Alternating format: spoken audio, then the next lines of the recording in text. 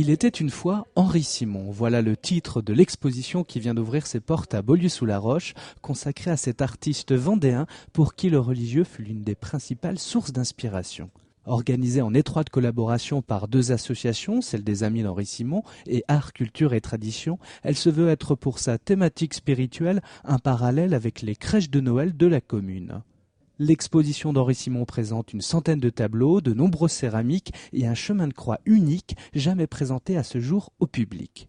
C'est le religieux au sens très large, donc on a à la fois les monuments des églises avec donc des sorties d'église, on a des thèmes religieux de fêtes, ça peut être aussi des viatiques, des fêtes Dieu, on a des nativités et puis des chemins de croix, mais vraiment avec une grande variété au niveau artistique, aussi bien des huiles, des pastels, des aquarelles, et vraiment des styles très différents parce que ça couvre en fait toute sa vie. Né en 1910 à Saint-Hilaire-de-Riez, l'artiste décédé en 1987 était également très attaché à son département. Je suis très contente parce que je sais que lui aurait été très heureux de voir toutes ces toiles réunies, d'autant qu'on a retrouvé le premier décor qu'il ait fait à thématique religieuse, le décor qu'il avait réalisé pour la chapelle Sainte-Anne de la Gruyère à la Tranche-sur-Mer.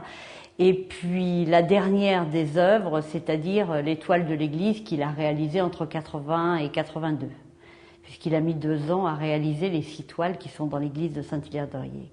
Henri Simon, peut-être le peintre le plus connu du XXe siècle en Vendée, a réalisé une œuvre très variée avec des styles bien différents. Un Simon reste un Simon, même quand sa technique, le choix de ses sujets varie, on retrouve toujours à la fois la qualité de son dessin, parce que c'est quand même une caractéristique de son travail, et puis son travail de coloriste aussi. Oui, on peut dire, pour des gens un petit peu avertis évidemment, que quelle que soit la période représentée, on reconnaît un Henri Simon. Difficile chez ce peintre de dissocier l'homme, l'artiste, le chrétien et le vendéen, il représente peut-être tout à la fois.